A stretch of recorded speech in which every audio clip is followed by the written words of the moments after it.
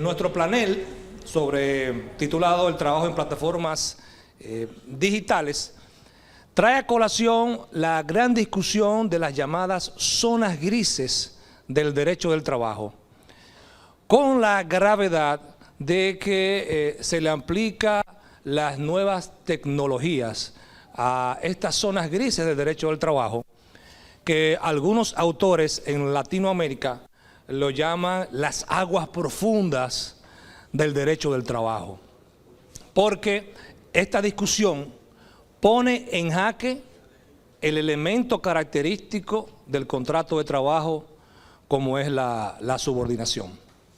Entonces, para este tema vamos a empezar con el destacado laboralista, el doctor José Manuel Alburquerque. Y quisiera preguntarle al doctor Alburquerque, tomando en cuenta que cada país tiene una realidad distinta, y a propósito del tema de la subordinación, en la República Dominicana, ¿cuál cree usted que debe ser el criterio preponderante o predominante para calificar la relación de trabajo en las plataformas digitales? Muy buenos días a todos. Bueno, lo primero que tendríamos que analizar es nuestra fuente legal, que es el Código de Trabajo. Si dentro del Código de Trabajo pues, prevé ya esa relación laboral o esa relación de servicios. Si nos vamos al artículo primero del Código de Trabajo, que es el que define el contrato de trabajo, establece que es aquel por el cual una persona se obliga, mediante una retribución, a prestar un servicio personal a otra, bajo la dependencia y dirección inmediata o delegada de esta. Ahí vemos, y esa va a ser, diríamos, la pregunta o el kit de la cuestión, lo que es la dirección inmediata, dependencia y dirección inmediata. Nuestro querido profesor, el doctor Rafael Alburquerque, en su libro del Derecho del Trabajo, él establece que el contrato de trabajo pues, tiene elementos comunes a otros contratos, como puede ser la prestación del servicio y la remuneración, pero lo que caracteriza el contrato de trabajo es la subordinación, que confiere su identidad y le permite diferenciarse de otras convenciones parecidas. Ahora bien, ¿viene definida esa subordinación en nuestro Código de Trabajo, en nuestra legislación? No viene definida ni establece cuál es el alcance de la misma.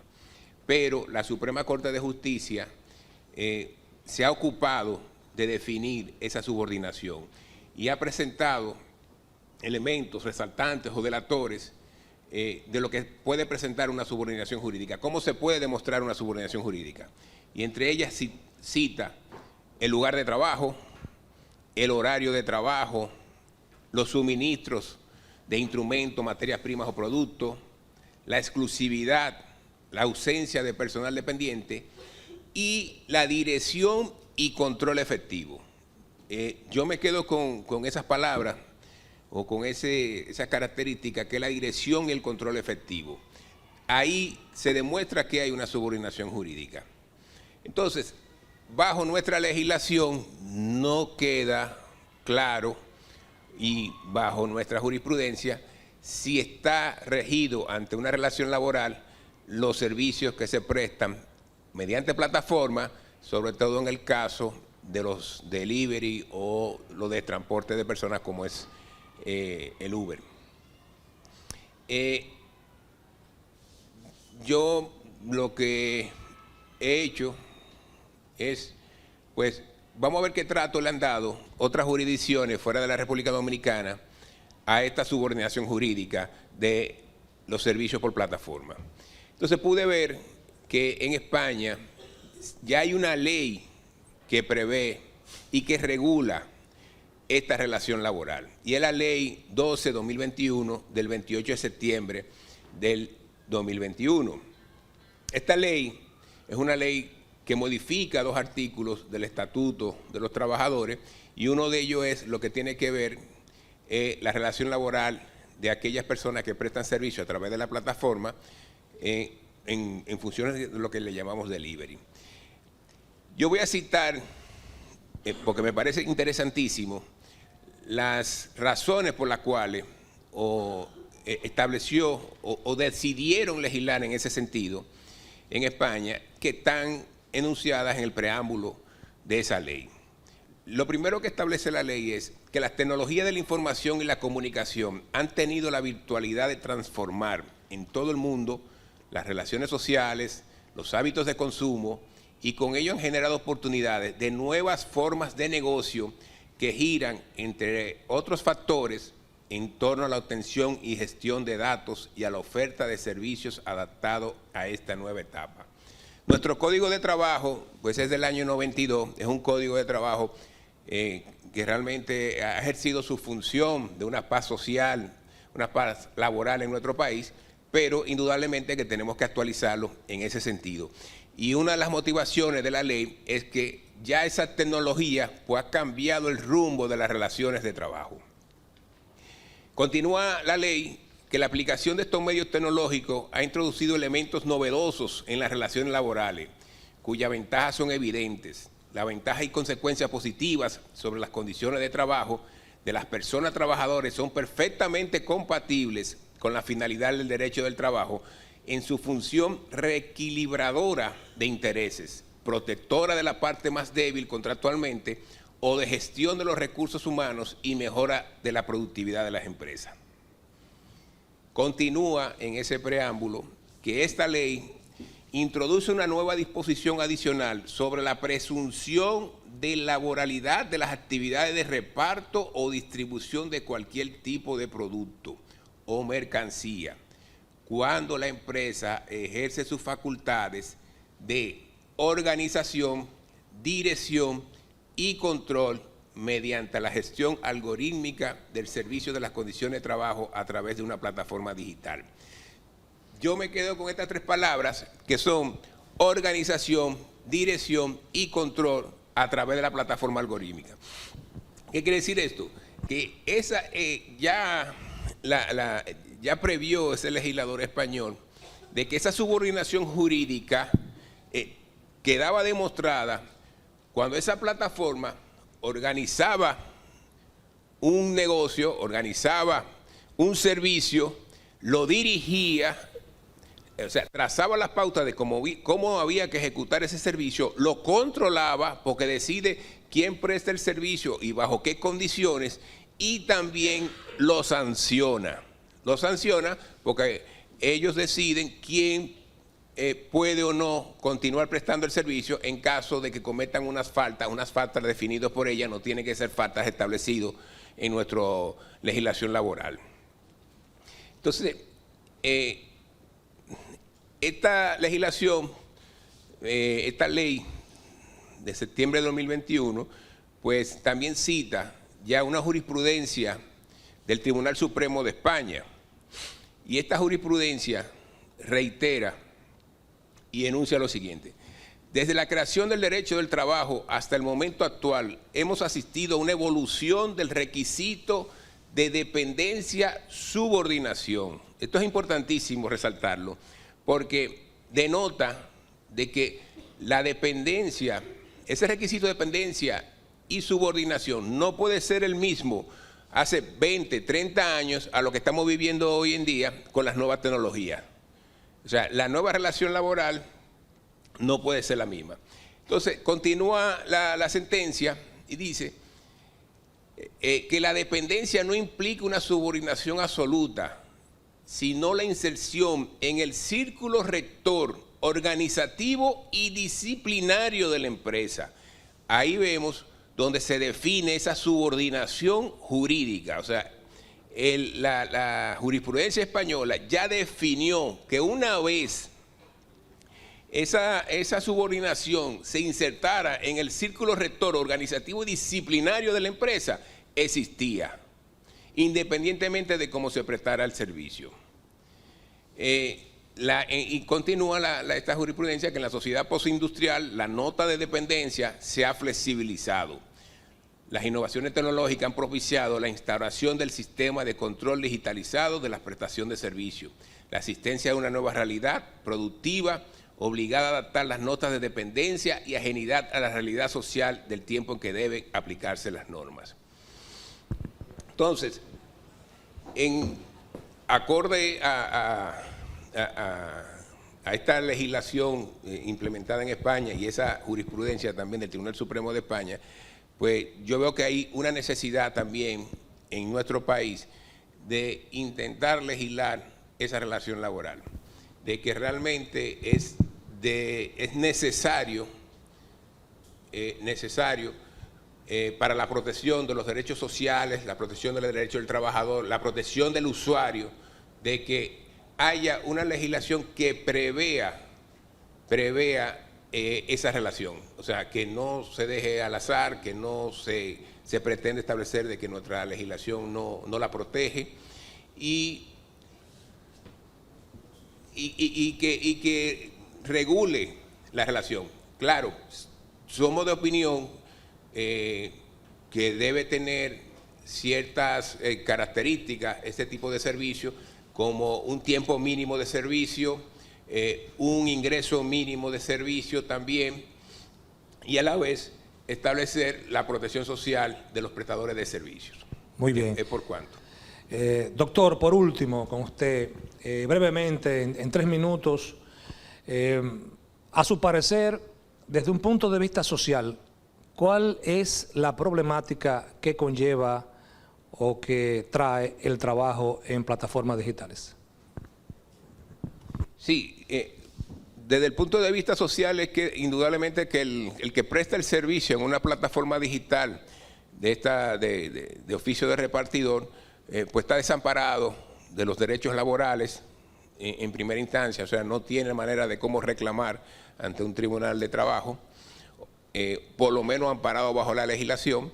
Segundo, tiene una desprotección social, o sea, no cotiza ante la seguridad social, no tiene la asistencia médica, no tiene un seguro de accidente de trabajo, no cotiza en un sistema de pensión, y a la vez asume también el riesgo del empresario. Tiene que cubrir los costos de su vehículo, el mantenimiento, su seguridad, y de igual manera, pues también el beneficiario del servicio se queda desprotegido en cuanto a la responsabilidad civil de ese prestador. Entonces, indudablemente que si no legislamos en favor de definir esa relación dentro de la relación laboral, pues el prestador del servicio va a quedar totalmente desprotegido de la asistencia social de nuestra legislación. Excelente. Vamos a seguir con la doctora María Fernanda Martínez. Ella viene de parte de la compañía Uber, vamos a decir, el epicentro del problema de las plataformas digitales, lo ha traído esa empresa. Entonces, María Fernanda está conectada. ¿Cómo está? Mucho gusto. Qué pena no poder estar ahí. Espero que nos podamos conocer pronto en persona y sobre todo la mejor experiencia de Coffee Break, que suena que es muy bueno. Mucho gusto a todos. Doctora, quisiera preguntarle, y me imagino que es lo que ustedes mismos se preguntan y la inquietud que tienen, ¿cuál sería el riesgo de considerar como trabajadores subordinados aquellos que laboran en las plataformas digitales que para ustedes no son trabajadores subordinados? Claro, muchas gracias. Yo creo que el principal riesgo que tenemos es intentar que encajemos una realidad completamente nueva en un molde que no le pertenece. El trabajo en plataformas no sigue las lógicas de la subordinación.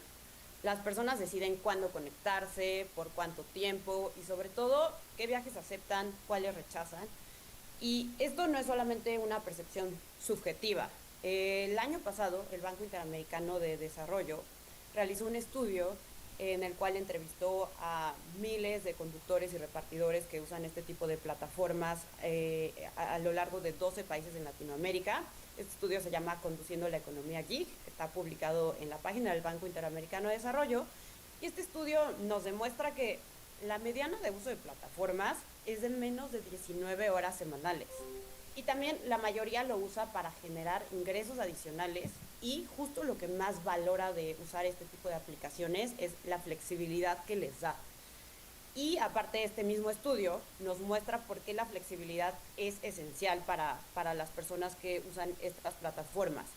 Porque más del 60% de los conductores y repartidores que utilizan estas aplicaciones lo usa como una red de seguridad económica para complementar ingresos familiares, para pagar deudas, para enfrentar emergencias.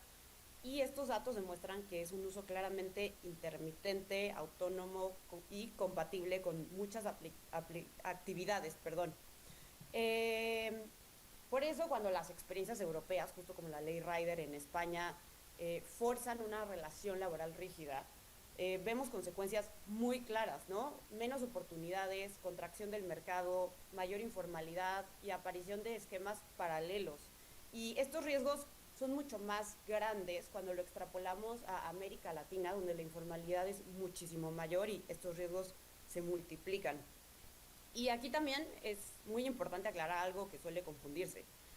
Un algoritmo que empareja oferta y demanda no es un jefe invisible. Es tecnología organizando información, del mismo modo que Google Maps no ejerce control por sugerir una ruta, y el algoritmo no dicta cómo prestar el servicio. Es el conductor o repartidor quien decide si toma o no el viaje, cuánto tiempo permanece conectado o incluso si usa varias aplicaciones a la vez. Entonces, no hay que confundir control con lineamientos para uso de la plataforma, así como cualquiera de nosotros al usar una plataforma, Instagram, Facebook, TikTok, cualquiera, tenemos que aceptar términos y condiciones. Así también los usuarios y los conductores y repartidores tienen que seguir ciertos lineamientos para poder estar dentro de esa plataforma, ¿no? Y al final de cuentas, cuando se lleguen a cumplir estos términos y condiciones, las consecuencias son iguales tanto para los usuarios que solicitan el servicio como para los conductores y repartidores que prestan el servicio. Y este entendimiento también ya está reflejado en la región, pues países como Chile, Uruguay, Colombia, México han avanzado hacia modelos duales, híbridos, que reconocen explícitamente que la prestación de los servicios puede ser autónoma, aun cuando se incorporen ciertas protecciones. Y ninguno de estos países optó por el camino de la reclasificación automática, porque justamente saben que no es la realidad universal. Y bueno, además no solo se trata de la economía, ¿no? O sea, la flexibilidad afecta positivamente a grupos específicos. En el ecosistema que tenemos de plataformas podemos encontrar estudiantes que necesitan ingresos complementarios sin sacrificar el horario de sus clases, madres que organizan su tiempo entre cuidados y trabajos, migrantes que no consiguen un empleo formal por barreras documentales y personas que realizan varias actividades a la vez. Y para todas ellas, una regulación que imponga horarios, exclusividad o rigidez no sería una protección, sino una expulsión. Y por eso el riesgo no es solo económico, sino también conceptual. Porque si usamos herramientas del siglo XX para regular un fenómeno del siglo XXI, corremos el riesgo de que se genere más exclusión que protección. Y claro que estamos a favor de hablar de protecciones. Y hay mecanismos modernos, proporcionables y portables para hacerlo, pero sin ponerle una camisa de fuerza a un modelo que en la práctica funciona como puente económico y social para miles de personas. Excelente, doctora. Tengo otra inquietud y es cómo podemos o qué alternativas existen para darle seguridad social a aquellos trabajadores en plataformas digitales que para ustedes no son subordinados. Claro. Es una excelente pregunta porque justo no necesitamos hablar de un sistema binario. Cuando hablamos de protección social en plataformas, no estamos obligados a elegir entre independencia sin protección o relación laboral rígida. Hoy existen alternativas intermedias que nos permiten justo ofrecer seguridad social sin destruir la flexibilidad que define este tipo de servicios. Y, por ejemplo, a nivel comparado en la región, tenemos tres tendencias modernas que funcionan bastante bien sin necesariamente una reclasificación obligatoria. La primera que identificamos es la protección proporcional, ¿no? Aportes que se generan según la actividad real y no con base en una jornada que no existe. O sea, que atienda efectivamente a las horas de conexión que usan los trabajadores de plataforma. La segunda es la portabilidad, que son beneficios que siguen a la persona, no a una plataforma específica.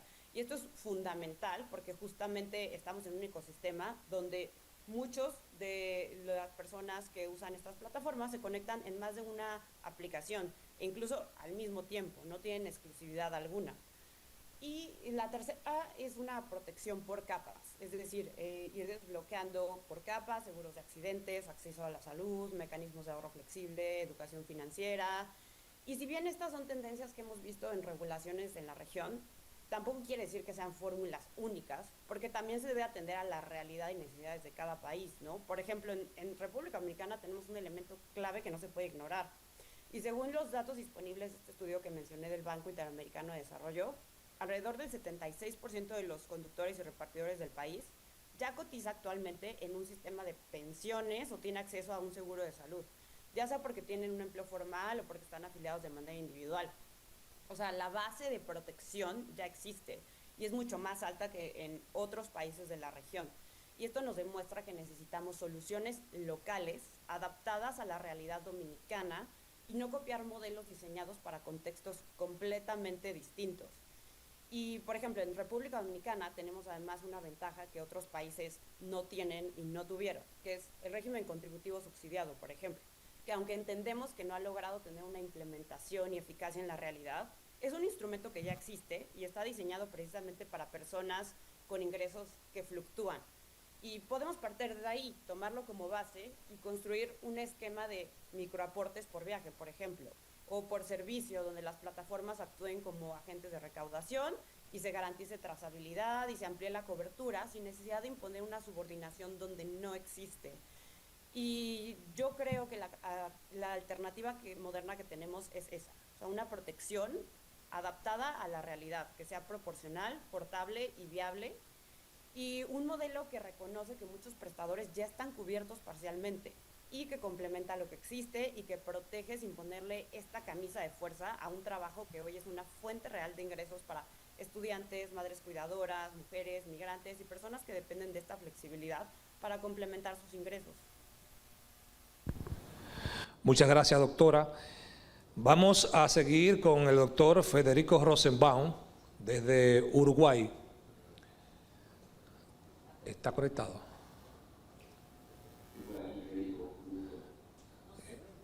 Que no se ve.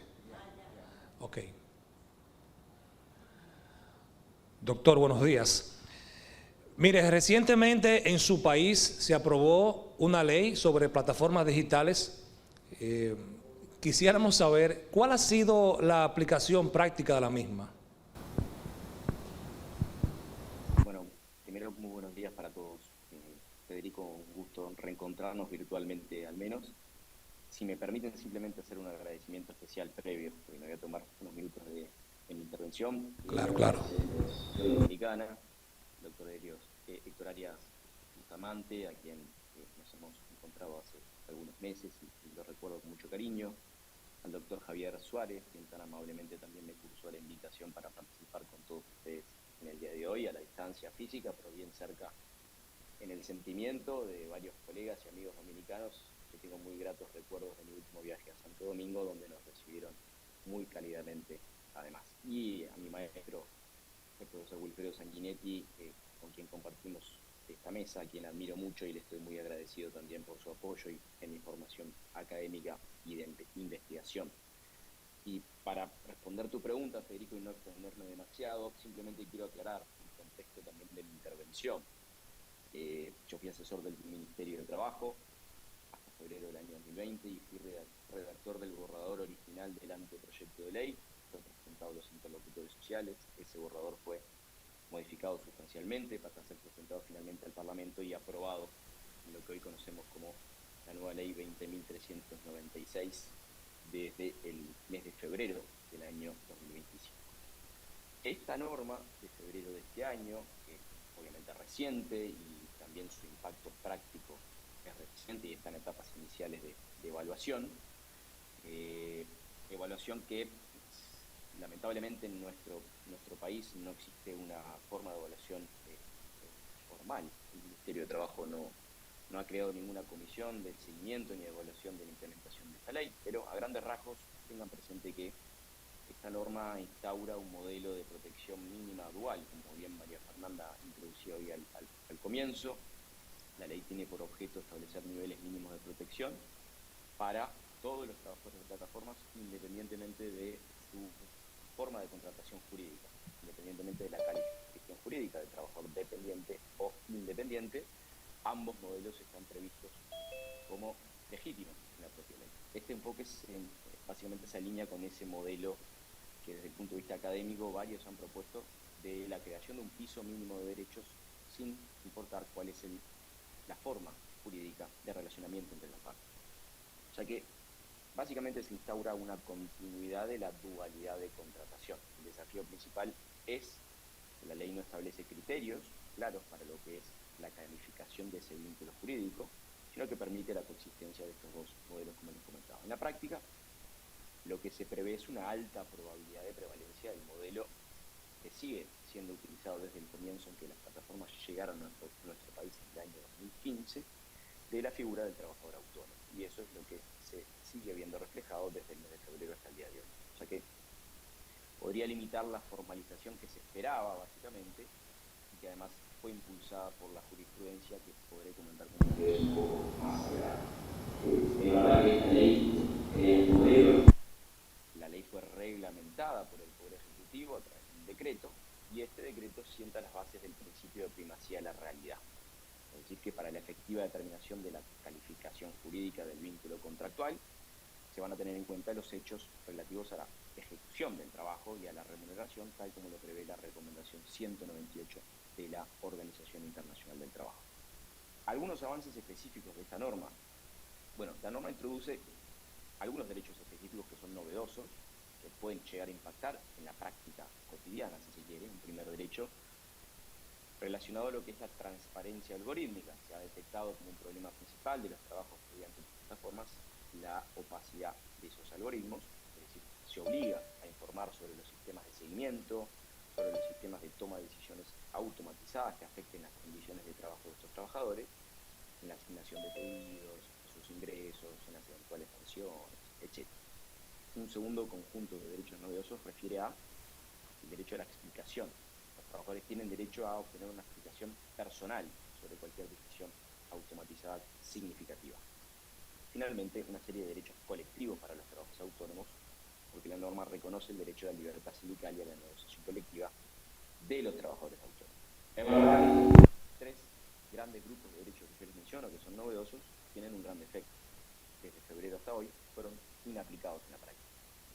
Las causas factoriales, naturalmente, falta de información de los trabajadores, la forma de organización del trabajo hace imposible que se tomen tiempo para exigir estos derechos de los propios trabajadores, faltas de mecanismos que garanticen su efectividad, entre otros ejemplos. Y agravado además con el decreto, porque el decreto introduce, por ejemplo, en relación a la transparencia y el derecho a explicación, un requisito adicional que la ley no introduce, que para su instrumentación se tienen que seguir los procedimientos de información, consulta y negociación previstos en la ley de negociación colectiva, que en nuestro caso, en nuestro país, estos procedimientos están limitados para ser ejercitados con sindicatos que tramitan la personería jurídica. En el 95% de los casos en nuestro país los sindicatos no tienen personería jurídica, lo cual excluiría a un grupo importante de trabajadores y organizaciones colectivas a ejercer estos derechos. Y quizás lo último, para cerrar esta pregunta, Federico, ¿qué desafíos para la aplicación y para la fiscalización de la norma? Yo creo que la efectividad va a depender naturalmente del cumplimiento normativo y la capacidad que tiene, en nuestro caso, el Ministerio de Trabajo, que es el organismo a quien se le adjudicó la facultad de fiscalizar el cumplimiento de esta ley. Y yo creo que se requiere una adaptación de las herramientas de protección al entorno digital, que son bien distintas de lo que es una fábrica, por ejemplo. Un desafío que se ha visto también en otras experiencias comparadas a nivel latinoamericano. El propio caso de Chile es un ejemplo importante. Ese es el contexto, si se quiere, normativo, Federico. Excelente.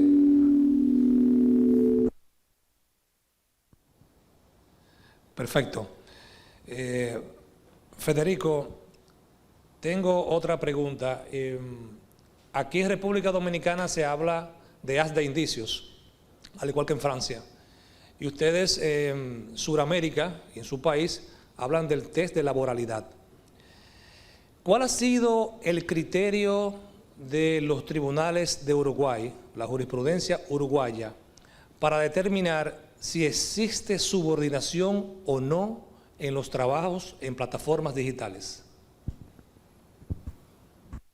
Gracias, Federico. Es un tema bien interesante, creo que porque si hacemos un análisis comparativo de lo que ha sido la jurisprudencia para resolver este tipo de conflictos de calificación jurídica a nivel comparado, y particularmente en Latinoamérica, el caso de Uruguay creo que es un caso bien claro, bien nítido. No hay dos lecturas sobre este tema.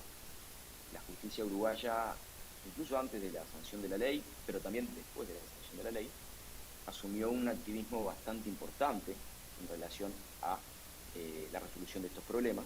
Han existido muchos conflictos judiciales y por ende también han existido muchos pronunciamientos judiciales, y lo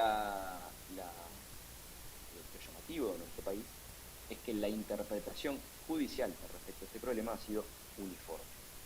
No han habido dos lecturas. Es verdad que pueden existir algunas sentencias muy aisladas de primera instancia que fueron revocadas en segunda instancia, pero en el ámbito de los tribunales de apelaciones del trabajo de nuestro país, que son los que resuelven el 99.9% de los casos, han coincidido con la misma solución en favor de declarar la laboralidad y particularmente de los choferes de la empresa Uber.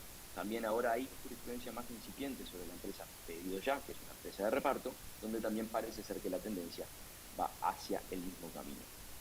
Los tribunales se basaron en los elementos tipificantes del contrato de trabajo. Tú mencionabas a la subordinación, es uno de los elementos en los que se han enfocado los tribunales nacionales, pero también no solo la subordinación, han destacado la prestación personal, la onerosidad y la ajenidad como elementos caracterizantes, todos reunidos en cada uno de los casos sometidos a decisión. Lo que sí es real y es bien importante es que el principio rector del cual parten todas las sentencias judiciales es el principio de primacía de la realidad. La determinación del vínculo jurídico se resuelve atendiendo a cómo se ejecuta en los hechos ese trabajo del rider o incluso del conductor o el chofer en este tipo de empresas. Y la subordinación se readecuó a la realidad laboral, desestimando lo que ha sido el común denominador de las promesas de flexibilidad y libertad de conexión que alegan todas estas empresas en nuestro país. El foco se puso en el control ejercido durante la ejecución del servicio, que se ha probado de manera sobreabundante en todos estos casos. Se comprobó el ejercicio del poder empresarial de control a través de la tecnología y los sistemas algorítmicos, la fijación unilateral de las tarifas y las condiciones del servicio, con un indicador, los sistemas de calificaciones de los usuarios, se ha considerado una forma de control delegado, una forma de ejercicio del poder disciplinario, ni que hablar también la facultad de la plataforma de desactivar y restringir el acceso a la plataforma fue equiparada a una suspensión o incluso a un despido en algunos casos. También se entendió que los trabajadores son ajenos a varios aspectos esenciales, como por ejemplo ajenos a los frutos, ajenos a los riesgos, ganancias de las plataformas dependen directamente de los servicios que prestan los trabajadores, los choferes, los repartidores. Se ha detectado, por ejemplo, que la empresa Uber gestiona los cobros y controla los precios. Se ha detectado también que las plataformas proporcionan la herramienta fundamental, que es la aplicación y la propia marca, y no tanto tener una bicicleta, un birrodado o un auto para circular. Y finalmente, quizás el criterio más importante que tiene relación con el elemento de la subordinación es el que menciona la recomendación 198 de la OIT, que es la integración de los trabajadores en una estructura organizativa ajena. Se entendió que, por ejemplo, los choferes de la empresa Uber son un eslabón indispensable en la cadena de producción de esta empresa y la han calificado como una empresa de transporte, no simplemente como una intermediaria, y el manejo exclusivo de la cartera de clientes por la plataforma refuerza esa idea de la integración. Todos estos elementos han llevado a esa misma conclusión que les señalaba hoy más al principio. Muchas gracias, doctor Rosenbaum. Bueno, seguimos este panel con el doctor Wilfredo Sanguinetti, catedrático de Derecho del Trabajo de la Universidad de Salamanca de España, del cual, doctor, yo he sido alumno suyo, pero alumno invisible, como parafraseando al profesor Humberto Villasmil, porque lo he estudiado a distancia, a miles de kilómetros, a través de sus libros, sus escritos. Profesor, tengo varias inquietudes, y la primera es puntual. ¿Cuáles elementos decisivos para usted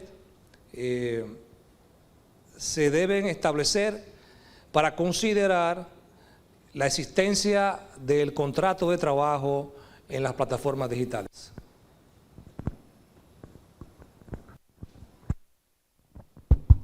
Ahora. Bueno, queridos amigos y amigas, muchas gracias por tan amable presentación, breve pero contundente.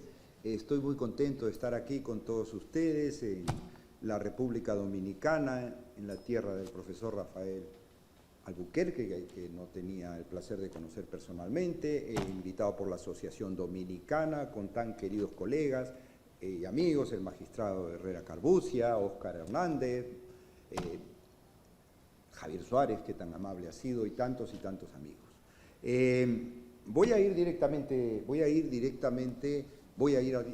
al grano de lo que se me ha preguntado, pero me interesa establecer antes dos premisas. Primero, el mundo de las plataformas es un mundo enormemente complejo, de una enorme variedad. Entonces, todo lo que diga estará relacionado con un cierto tipo de plataformas que reúnen unas determinadas características a las que me voy a referir y que son típicas de las plataformas que organizan la prestación de servicios, ya sea online y sobre todo offline, fuera de línea, servicios que realizan presencialmente personas físicas. Dicho esto, quiero decir también que la calificación como laboral o no de una relación depende, como ya dijo Federico Rosenbaum, muy querido amigo, compartió con nosotros primero el máster en la Universidad de Salamanca y luego el doctorado. Yo tengo el orgullo de haber sido su director de tesis sobre este tema, es uno de los grandes expertos internacionales en este tema.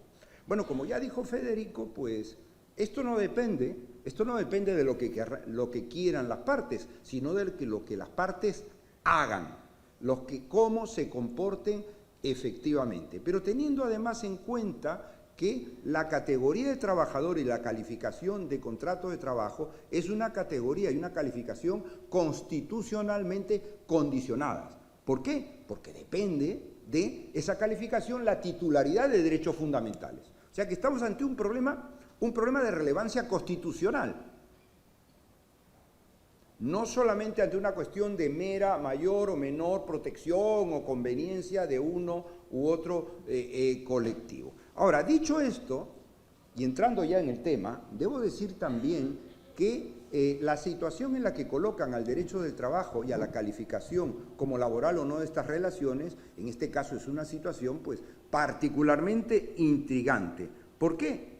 Pues porque por primera vez concurren elementos de juicio en una relación, indicios fuertes de ambos lados, indicios fuertes de laboralidad con indicios fuertes de no laboralidad conviviendo. Esto no lo habíamos visto nunca y lo empezamos a ver ahora. ¿Por qué? Porque, claro, ¿cómo va a ser dependiente una persona que elige cuándo trabaja y qué trabajo realiza?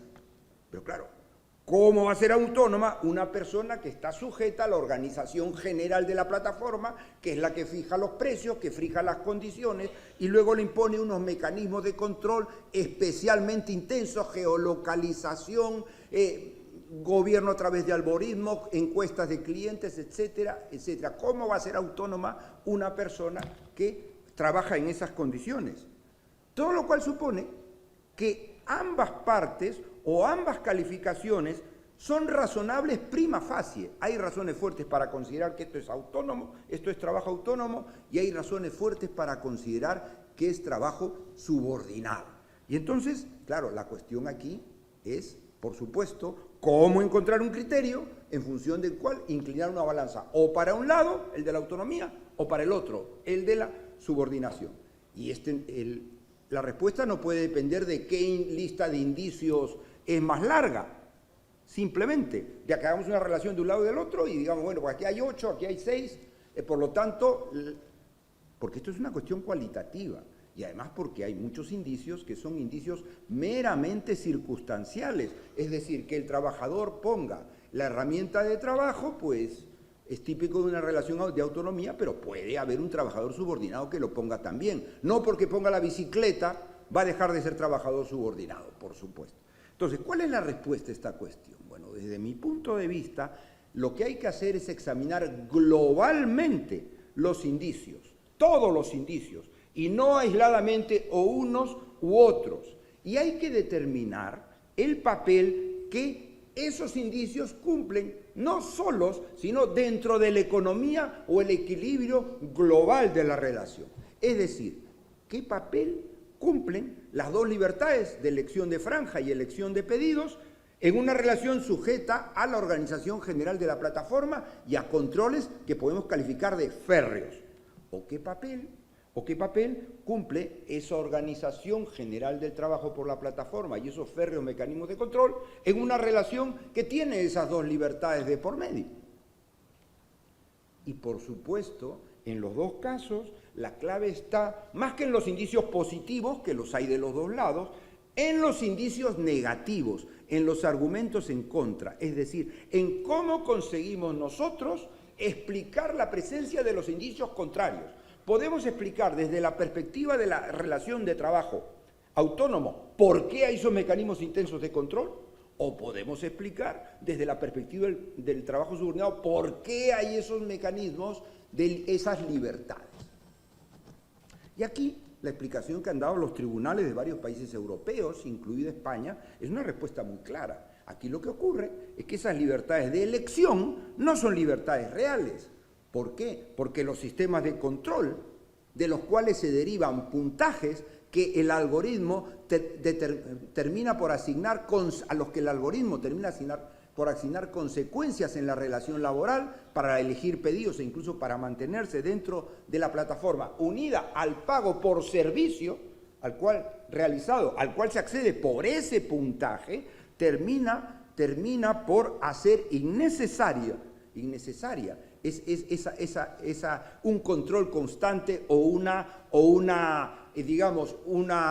un control de los tiempos y de la dedicación del trabajador, porque esos elementos lo hacen posible.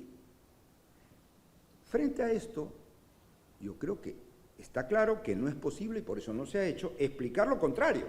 ¿Por qué si el trabajador es autónomo, está sujeto a férreos controles y a sistemas de puntos que terminan por tener esas consecuencias?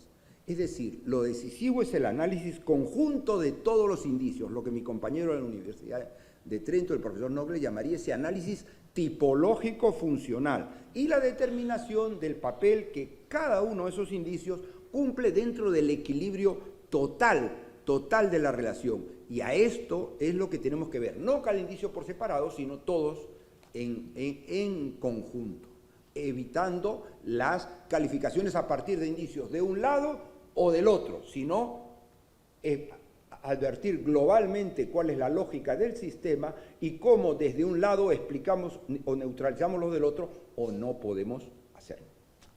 Eso en primer lugar. Excelente, doctor. Quisiera también preguntarle, a futuro, para tal vez solucionar de manera definitiva este tema del trabajo en plataformas digitales, ¿qué usted entiende?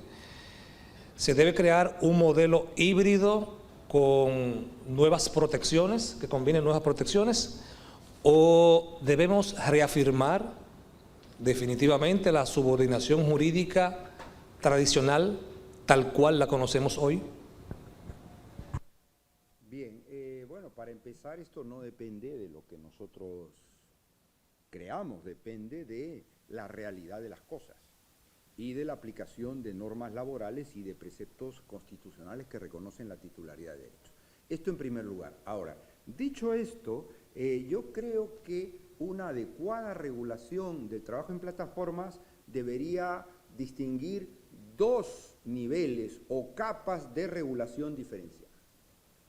Un primer nivel de ámbito, digamos, general, aplicable a todas las personas que trabajen en plataformas con independencia de la calificación de su relación. Eso en primer lugar, que tenga que ver o que se vincule con la introducción de reglas que establezcan garantías frente al uso de algoritmos como fórmula de gestión de la relación de trabajo. El modelo aquí es la Directiva Europea de Plataformas. El Reglamento de Inteligencia Artificial al que se refirió el profesor Belomo y la directiva contienen garantías de mucho relieve que tienen que ver con la transparencia de los sistemas de inteligencia artificial o los algoritmos utilizados por las plataformas, con la explicabilidad de las decisiones, con el control humano de las decisiones que tengan una importancia sobre la continuidad o el mantenimiento o las condiciones clave de la relación laboral y otras garantías de carácter transversal. Esto debería ser independiente de la calificación jurídica de la relación. Pero a esto me parece a mí que debería añadirse otra capa de regulación referida a los trabajadores asalariados de las plataformas en sentido estricto, que no son todos necesariamente, pero sí son todos aquellos que están sujetos a ese poder de organización tan fuerte de las plataformas que hace innecesaria esa normal exigencia de que uno acuda unas horas al centro de trabajo y haga todo lo que le digan, porque el algoritmo ya le está imponiendo ese tipo de mecanismos por otras vías. Ese colectivo de trabajadores que constituyen además un colectivo especialmente necesitado de protección. ¿Por qué? Primero, por esos medios de control tan intensos a los que está sometido y en segundo lugar, por ese sistema de trabajo que los obliga a realizar un sobreesfuerzo en una dura competencia con otras personas, otros trabajadores, para alcanzar una microrretribución asociada al tiempo estricto de desempeño de un microservicio, con total independencia del tiempo total que yo permanezca conectado. Y esta regulación debería estar encaminada, en mi opinión, a garantizar dos objetivos. Primero, facilitar la correcta determinación de la relación laboral de estos trabajadores y, en segundo lugar, condiciones laborales básicas. Lo primero, exige mecanismos que verdaderamente faciliten la prueba de la laboralidad, haciendo recaer sobre las plataformas la demostración de la exclusión del derecho del trabajo cuando se advierta uso de medios de control sobre el trabajador y no solo sobre el resultado del trabajo. Y no bastará aquí, de acuerdo con lo que hemos comentado, con que diga, bueno, usted está controlado, ya, pero usted elige en qué franjas y qué prestaciones hace y con eso realicé la prueba en contra. Aquí el análisis tiene que ser, como hemos visto, un análisis de conjunto. Bueno, esto está muy bien, pero la experiencia española de la sentencia del Tribunal Supremo de septiembre del 20 y luego de la ley Rider nos ha servido para advertir otra cosa, que la calificación de laboralidad es una premisa, pero no garantiza necesariamente un resultado de condiciones laborales justas a los trabajadores de plataformas. Aquí yo creo que hay al menos cuatro elementos que requerirían una regulación especial. Primero, el cómputo del tiempo de trabajo. El cómputo del tiempo de trabajo y la limitación de la jornada, que además están vinculados a un sistema de retribución por cada encargo sin valorar los tiempos de disponibilidad, como si fueran tiempos libres de disposición del trabajador o periodos de descanso cuando el trabajador está conectado a la plataforma en el lugar que le dice la plataforma, a disposición de la plataforma y además atento a ver cómo pilla los encargos, ¿no? Un sistema que obliga a un sobreesfuerzo y conduce normalmente a retribuciones insuficientes o a una prolongación excesiva de las jornadas para alcanzar una retribución digna. Este es el primer lugar. En segundo lugar, la protección de la seguridad y la salud y la prevención específica de los riesgos. Riesgos psicosociales, se refiere el profesor Belomo a esto, pero también riesgos físicos asociados incluso a la posibilidad de sufrir accidentes, teniendo en cuenta aquí la valoración de esos sistemas de rendimiento que generan esos riesgos. En cuarto lugar, hay que ver aquí la necesidad de aplicar las normas sobre salarios mínimos, además en función del cómputo del tiempo de trabajo conforme a las reglas que indiqué.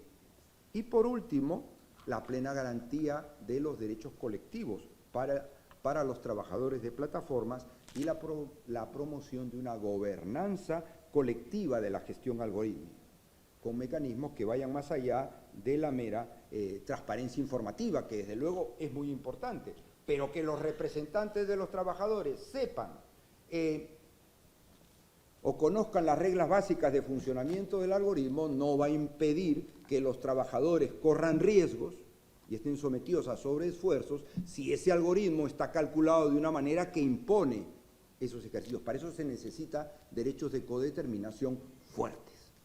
Yo quiero terminar, por último, lo he estado buscando desesperadamente, me ha compartido internet aquí el doctor Alburquerque, un testimonio para terminar, para hacernos una idea de cuál es la realidad de estos trabajadores, un testimonio que recopilé yo y con el cual suelo terminar mis conferencias sobre ese tema, y tiene que ver con una trabajadora de una plataforma en España, conocida, que sufrió un accidente. Era una trabajadora que iba en moto. Entonces el testimonio desgarrador lo que cuenta es cómo esta señora estaba desesperada por mandar un mensaje a la plataforma, decir que había sufrido un accidente y que recojan el pedido. Y dice, señora, no se preocupe usted por el pedido, olvídese del pedido, que el pedido, usted está mal, hay que llamar una ambulancia, el pedido. ¿Por qué el pedido? Y la señora lo que cuenta es, porque estaba yo pendiente de que no cayeran mis métricas, porque como cayesen mis métricas, no volvía a repartir pedidos. Al final, el accidente fue tan grave que esa señora pasó un año sin trabajar y nunca más volvió a trabajar en plataformas, pero el sistema, el testimonio no nos remite a una persona libre como el viento, que trabaja cuando quiere, que hace lo que quiere, sino a una persona desesperada por tener un puntaje que le permita repartir pedidos y aprovechar el tiempo que está conectada, sin el cual no percibe ningún tipo de retribución ni compensación. Puedes estar toda la tarde y no te vale para nada. Nada más. Bueno.